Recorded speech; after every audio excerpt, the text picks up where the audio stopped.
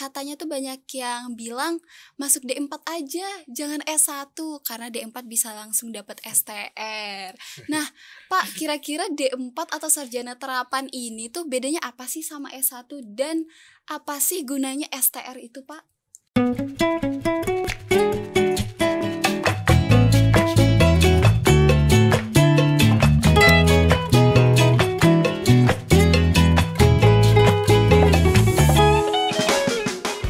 Assalamualaikum warahmatullahi wabarakatuh. Salam sejahtera bagi kita semua. Shalom, Om Swastiastu, Namo Buddhaya, dan salam kebajikan.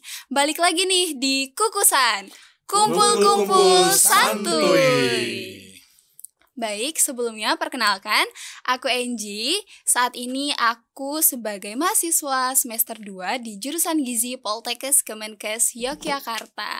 Nah, di episode kali ini kita bakal ngebahas seputar gizi dan juga jurusan gizi di Poltekkes Kemenkes Yogyakarta.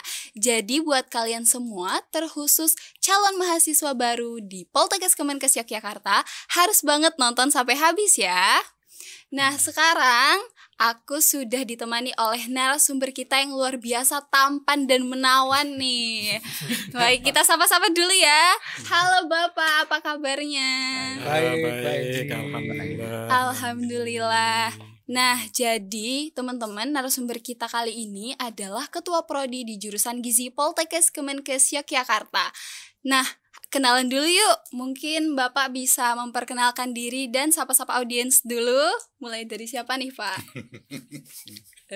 Wow, dari depan. Ya, dari depan. Terima kasih Mbak Angie. Saya Slamet Iskandar, Ketua Program Gizi untuk Prodi D3 Gizi. Selanjutnya. Saya Susilo Wirawan. Dalam hal ini diamanahi untuk jadi Ketua Program Studi Profesi Dietitian Poltekkes Yogyakarta. Gitu. Ya, saya melengkapi teman saya yang ganteng-ganteng dua. Saya Waluyo. Saya saat ini dipercaya untuk mengelola di program studi gizi dan dietetika program sarjana terapan. Begitu Mbak Angie. Lengkap. Lengkap. Ada dari sarjana terapan, ada dari diploma 3 dan ada dari profesi. Jadi teman-teman udah pada kenal nih, ada Pak Slamet, ada Pak Susilo dan ada Pak Waluyo. Nah teman-teman, sebelum kita bahas tentang jurusan gizi nih, aku mau nyinggung sedikit tentang Hari Gizi Nasional. Karena kita mau menyambut Hari Gizi Nasional nih ya Pak. Ini kayaknya episode kali ini juga spesial Hari Gizi ya Pak. Nah, Hari Gizi tahun ini mengangkat tema pilihlah makanan bergizi untuk keluarga sehat. Nah, aku mau tanya-tanya dulu nih, bagaimana sih tanggapan Bapak tentang tema Hari Gizi tahun ini? Oke. Saya dulu ya, teman. Nanti dilanjutkan Pak Waluyo dan Siap, Pak Susilo.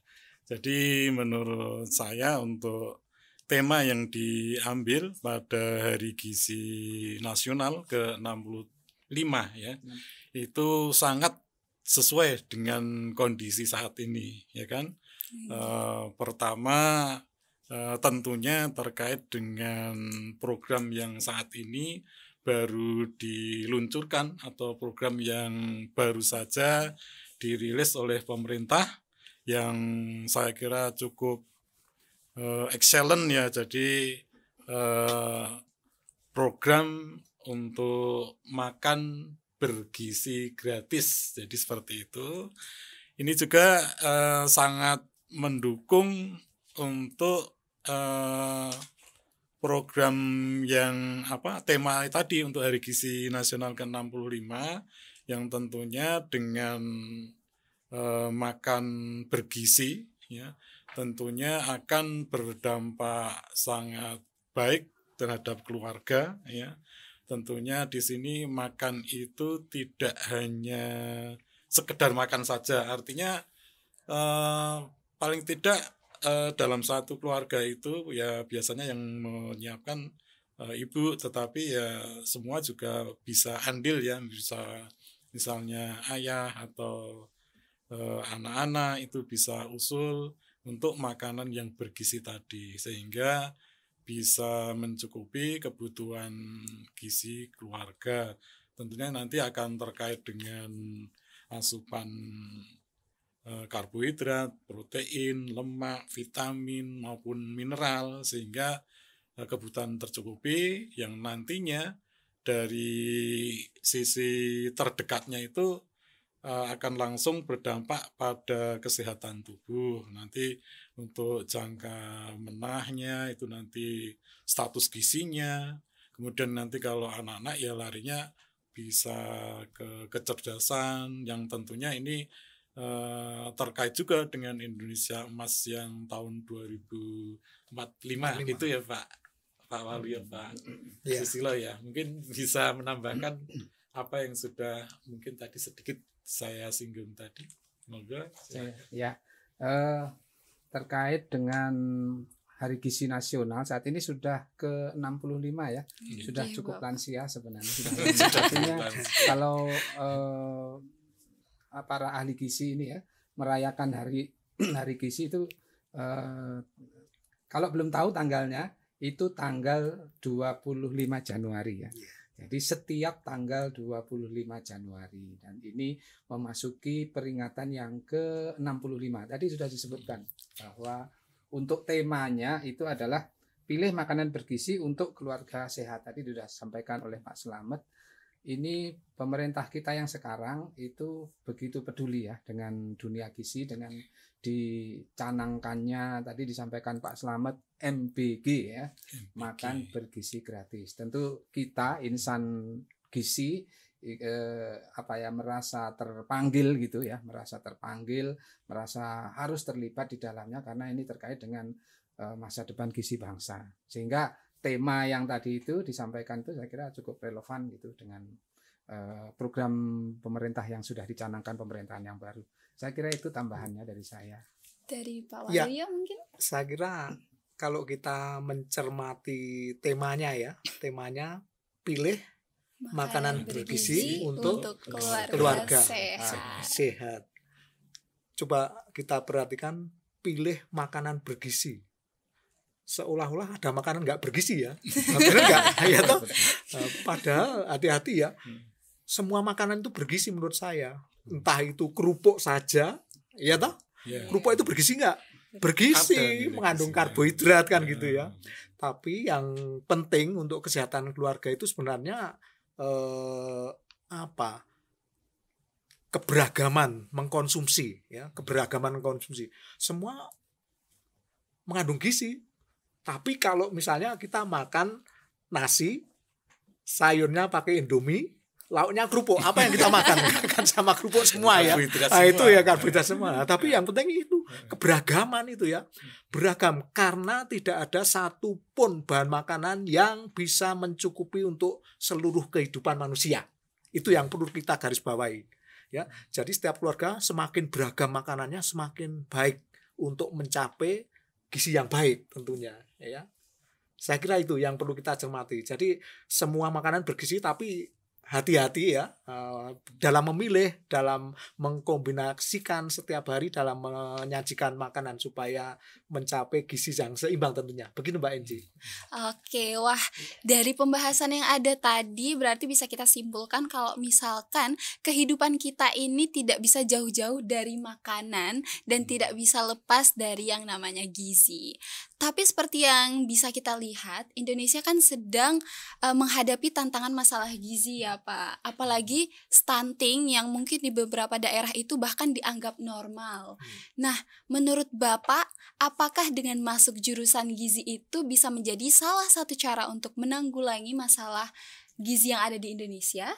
Iya, saya kira itu kalau kita lihat sistem pangan dan gizi tentunya hal yang tidak kalah penting itu sumber daya manusia. Nah, disitulah kita masuk Mbak Enji ya, sebagai salah satu bagian dari sumber daya manusia kesehatan khususnya di bidang gizi. Dan terkait gizi ini memang sangat urgent ya peran ahli gizi di dalamnya.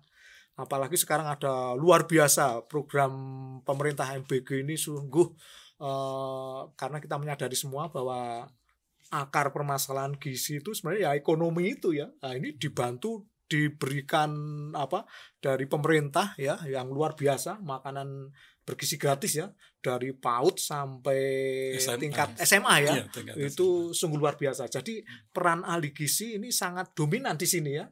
Termasuk tadi misalnya makanan yang penting enak, anak-anak sekolah suka nanti, tapi bagaimana kondisi gizinya, keadaan gizinya seimbang enggak, lengkap enggak, sesuai dengan kebutuhan enggak. Saya rasa begitu ya Pak ya. Mungkin dari Pak Suslar, Saya Pak tambahkan Selamat. ya. Kalau tadi bicara stunting ya, kita lihat data dulu bahwa angka yang ditargetkan oleh pemerintah sebelumnya itu adalah di akhir tahun 2024. Itu target angka atau persentase atau prevalensi stunting itu ada di posisi 14%. Tapi kenyataannya kita sudah melewati akhir 2024. Terakhir kemarin itu adalah angkanya 21,5 dan itu menurun 0,1 dari tahun sebelumnya, tahun 2023. Artinya hanya sedikit sekali bisa menurun untuk untuk kondisi stunting ini. Artinya bahwa ya kalau boleh kita bilang mungkin tidak berhasil, agak kasar sedikit, itu gagal ya. Gagal karena masih angkanya masih jauh ya. 14%, sedangkan itu ada di posisi 21, masih 5 ya. Masih 5%, dan ya nanti ini akan dilanjutkan oleh pemerintahan sebelumnya, bahwa barangkali keseriusan dalam menangani stunting ini perlu kita tingkatkan ya.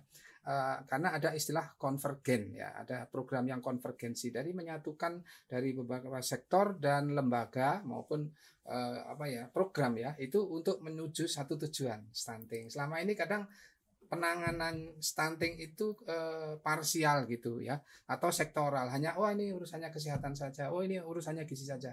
Ke depan tidak boleh begitu, dan sebenarnya konsep itu di atas kertas sudah bagus banget, hanya pelaksanaannya barangkali yang ya perlu pembenahan lah. Begitu mungkin tambahan dari saya. Ya, mungkin sedikit lagi untuk dari saya Mbak Angie ya. Tadi kan pentingnya kita misalnya mahasiswa masuk kuliah untuk ahli gizi. Tadi sudah dijabarkan Pak Waluyo, nanti ke SDM-nya juga demikian. Nah, mungkin juga secara pribadi mahasiswa sendiri ya nanti ya, selain tadi menyiapkan SDM yang bagus di bidang gizi ya, untuk kesehatan SDM-nya, itu juga paling tidak sebagai seorang mahasiswa sudah belajar gizi, bagaimana untuk mencegah yang stunting tadi yang sebetulnya kan dimulai dari awal ya, sebelum gestasi, artinya sebelum ada pembuahan itu sebetulnya harus disiapkan betul, karena untuk pencegahan stunting tadi itu kan proses mulai dari zigot ya, itu tadi sudah ada proses-proses yang berjalan, misalnya untuk kecerdasan otak itu, cetakan otaknya itu nanti 3 minggu setelah terjadinya pertemuan sel jantan dan sel betina itu ada proses pencetakan bakal otaknya itu, cetakan otaknya itu ya. Terus nanti perkembangan berikutnya, nah itu baru diisi sel otaknya, kemudian nanti untuk organ-organ tubuhnya ya. Jadi situ harus disiapkan betul, karena perkembangan selanjutnya kan seumpama itu tidak 100%, otomatis nanti ya jadinya berkurang, apakah hanya 70 atau 60% bahkan. Nah itu akan berlanjut untuk stunting tadi, misalnya harusnya panjang lahir itu kan minimal 48 ya, kalau di bawah itu sudah cikal bakal untuk stunting tadi. Kemudian berat badannya harus lebih dari 2.500 gram. Nah itu seperti itu. Jadi paling tidak bagi mahasiswa sendiri dan keluarganya, mungkin nanti di istilah Jawanya itu getok tular, atau disampaikan ke tetangga-tetangga. Nah itu supaya semuanya juga mendapatkan keilmuan dari mahasiswa yang sekolah di gizi tersebut. Seperti itu Mbak Endi ya, mungkin tambahnya. Baik, wah sangat menarik sekali ya Pak pembahasan kita. Nah ini tuh kita udah mulai masuk membahas jurusan gizi. Nah Pak, saya tuh sering baca di komentar-komentar media sosial. Katanya tuh banyak yang bilang masuk D4 aja, jangan S1 karena D4 bisa langsung dapat STR. Nah Pak, kira-kira D4 atau sarjana terapan ini tuh bedanya apa sih sama S1 dan apa sih gunanya STR itu, Pak? Ya,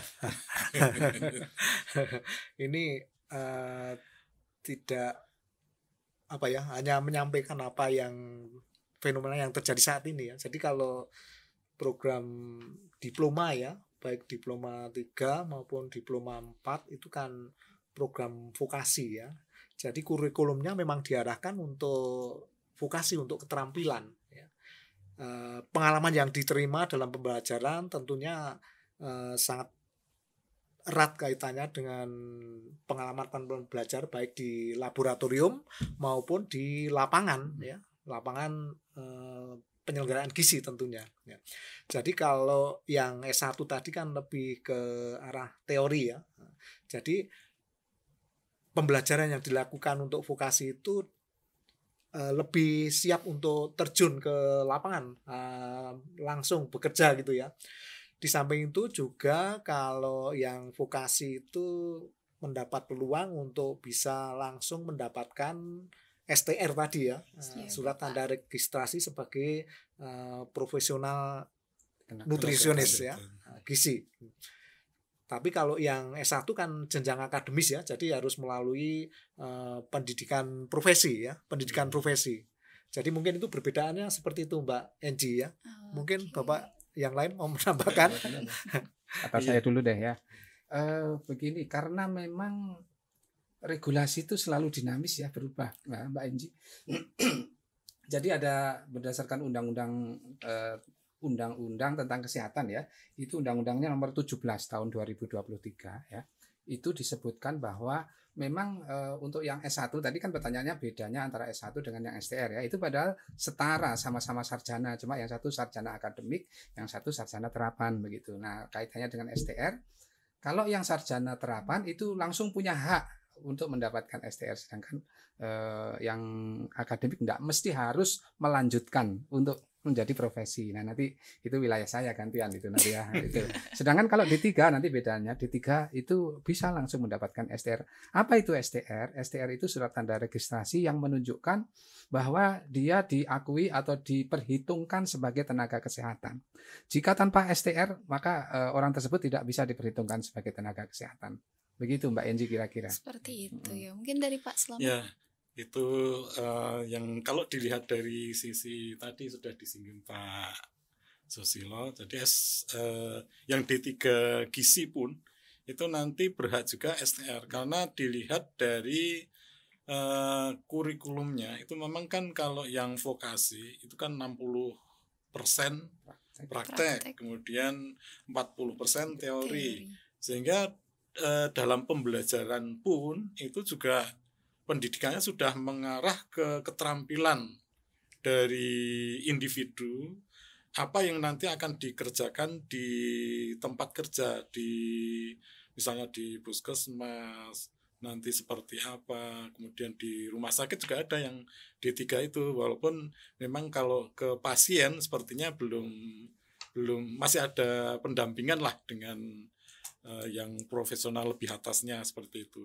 Tapi kalau dari sisi keterampilan memang dari awal sudah disiapkan ya. Jadi karena memang tujuan vokasi kan memang arahnya ke sana, mendidik untuk tenaga yang siap untuk bekerja di institusi, di lapangan lah. Tidak hanya di puskesmas sebetulnya, bisa di produk-produk makanan atau yang terkait dengan minuman. Itu seperti itu Mbak Anji.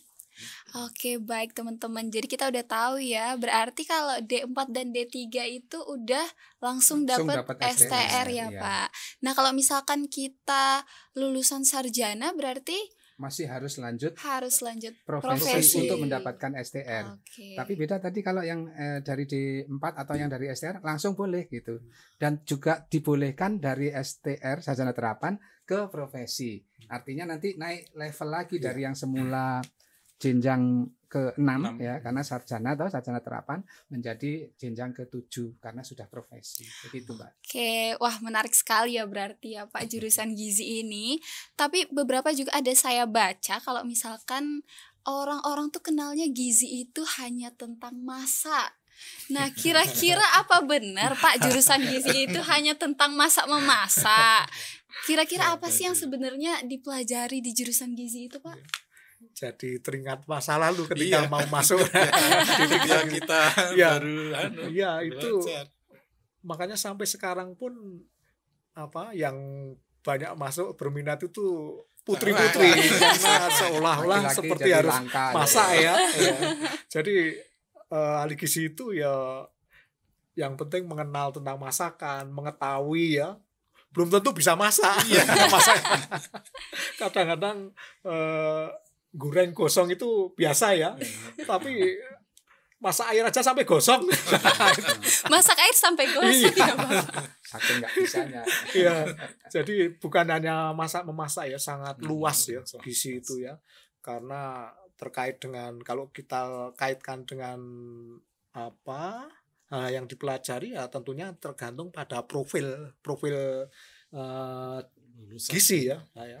Kalau di D4 itu ya sebagai pengelola asuhan gizi klinik. Jadi yang mengatur diet baik di rumah sakit, di puskesmas ya, dan di institusi lain yang mengatur penyelenggaraan diet. Kemudian juga sebagai pengelola program gizi masyarakat ya, di masyarakat komunitas ya, gizi komunitas di dinas kesehatan, puskesmas dan lain sebagainya. Kemudian juga sebagai pengelola penyelenggaraan makanan di catering, di pabrik-pabrik yang menyelenggarakan makanan banyak itu ya. Kemudian juga bisa sebagai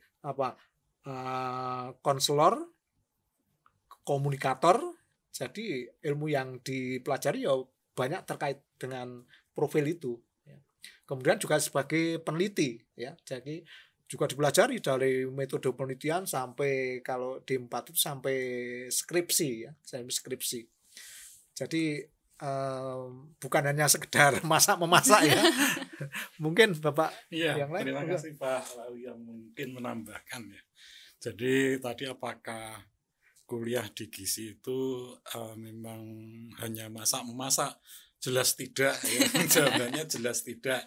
Tadi dari profilnya saja kan ada memang istilahnya memasak itu ada ya, kuliner itu kan. Kemudian apalagi yang masak itu diet, tapi diet kan sudah ada keilmuannya ya.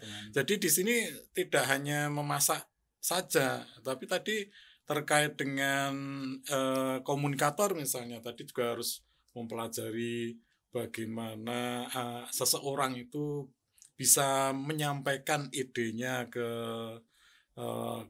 audien atau ke masyarakat, misalnya di penyuluhan atau edukasi individu, konseling gizi dan sebagainya. Nah, di sana dipelajari tentang komunikasi. Kemudian untuk mengetahui diet tadi ya harus tahu zat gizi yang ada di bahan makanan itu apa saja. Misalnya sakit jantung nggak boleh makan apa, itu kan zat apa yang tidak boleh dikonsumsi oleh penderita jantung, itu kan ada di makanan.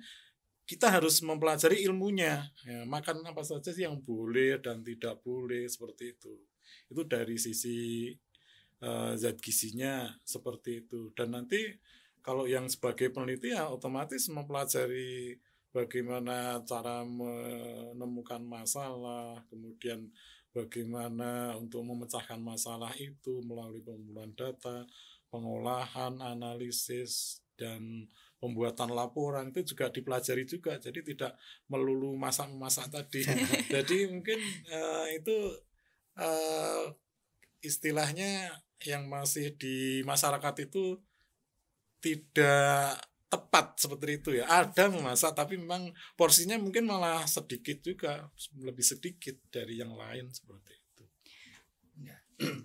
Sedikit menambahkan tadi, kalau untuk masak-masak mungkin salah jurusan kalau masuk di Itu ada sekolah untuk kulineri kan yang jadi nanti diploma 1 biasanya, atau sekolah semacam kursus begitu untuk menjadi seorang chef misalnya. Itu nggak perlu sekolah capek-capek ke jurusan gizi kalau itu kan memang memasak ya. Saya kira itu aja tambahan sedikitnya. Oke, baik. Berarti masuk jurusan gizi itu nggak harus bisa masak ya, Pak? Ya, kita laki-laki soalnya belum tentu.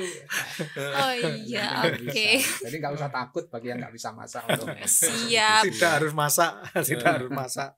Jurusan gizi terbuka untuk umum dan semuanya ya Pak, semua kalangan. Dan tadi seperti yang sudah dibahas, prospek kerja jurusan gizi itu sangat luas ya Pak.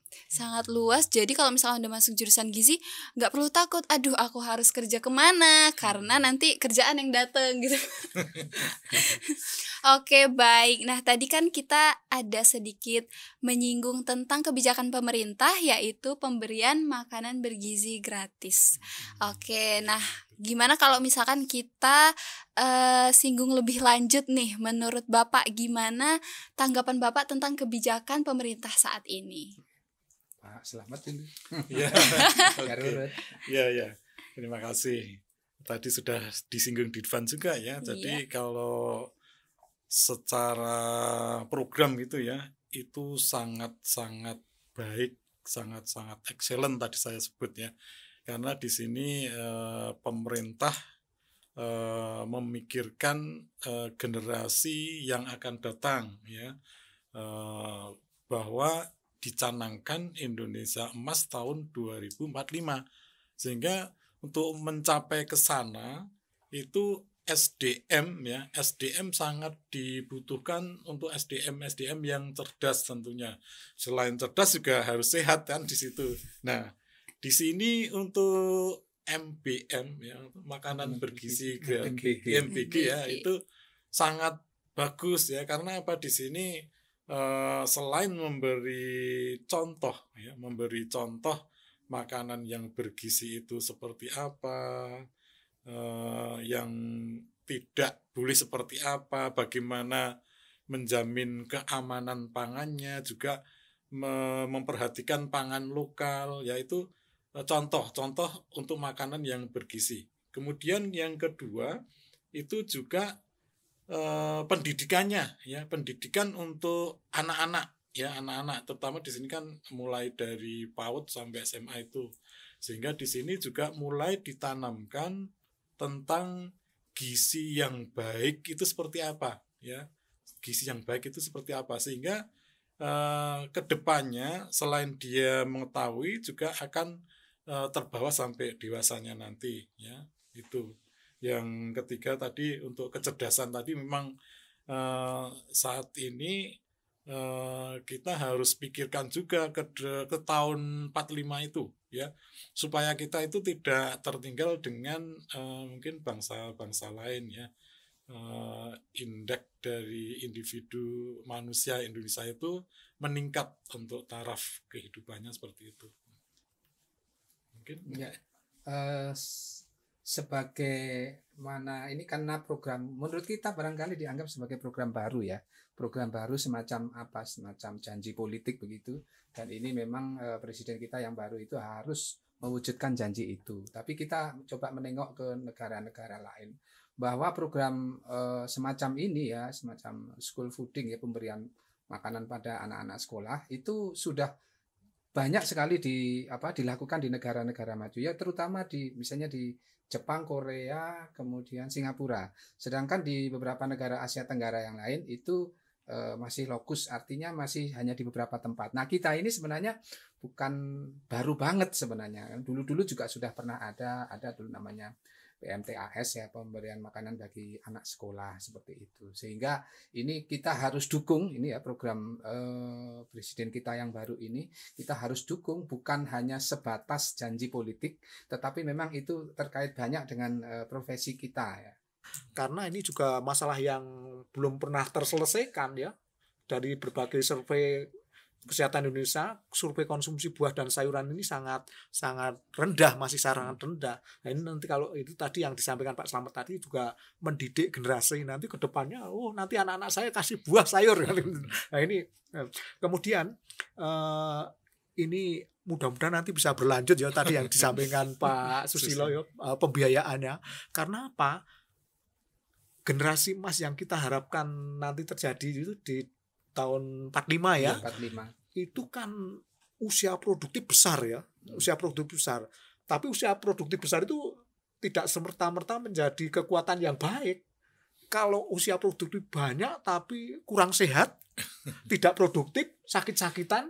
Nah, harapan kan enggak seperti itu ya. Makanya upaya ini mudah-mudahan nanti berkelanjutan ya. Jadi nanti benar-benar pada saat generasi emas itu terjadi itu ya angka produktifnya tinggi, tapi yang benar-benar produktif, sehat dan kuat produktif. Nah, itu kalau mudah-mudahan dengan makanan yang sekarang mulai diberikan ini nanti bisa berkelanjutan dan nanti bisa mendukung tercapainya generasi emas itu. Harapan kita seperti itu, Mbak Enji. Baik. Wah, sangat-sangat menarik ya ini, Pak. Jadi kita bisa simpulkan bahwa peran seorang gizi itu sangat-sangat berperan di kehidupan kita. Oke, baik, sebelum kita akhiri sesi pada kali ini, boleh nggak Pak saya minta Bapak siapkan masing-masing satu kata untuk jurusan gizi. Satu kata ya. Satu kata. Mulai dari siapa dulu nih, Pak? Masa depan. Masa depan. Masa depan. Selanjutnya Saya hebat. hebat jurusan Diciplak bisa baca pikiran Pak Slamet. Selanjutnya Pak, Tadi hebat ya, hebat. masa depan. Masa depan gemilang, gizi yang baik. Satu kata. Istimewa. Dapat baca Istimewa, betul, istimewa. Iya, Oke. iya. Boleh dong kita sama-sama nanti kalau misalkan saya bilang satu kata untuk gizi, jawabnya mantul gitu. Oh, Oke. iya. Satu kata untuk gizi. Mantul. Oke, baik. Terima kasih ya Pak sudah berkenan untuk menjadi narasumber kita pada kali ini. Mungkin sampai sini saja episode kita kali ini. Wassalamualaikum warahmatullahi wabarakatuh. Sampai jumpa di Poltekkes Kemenkes Yogyakarta. Selamat Hari Gizi Nasional.